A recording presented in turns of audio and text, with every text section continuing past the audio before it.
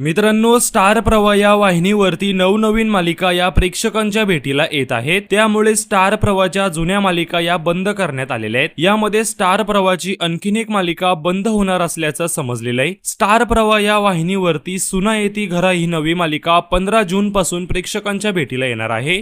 या नव्या मालिकेची वेळ सुद्धा आता जाहीर करण्यात आलेली आहे. ही नवी मालिका आपल्याला 15 जून पासून संध्याकाळी 7:30 वाजता पाहायला मिळणार आहे. त्यामुळे सध्या 7:30 वाजता लागणार मी सावित्रीबाई ज्योतिराव फुले ही मालिका बंद होणार का असा प्रश्न प्रेक्षकांना पडलेला आहे. जानेवारी महिन्याच्या सुरुवातीला ही मालिका सुरू झालेली.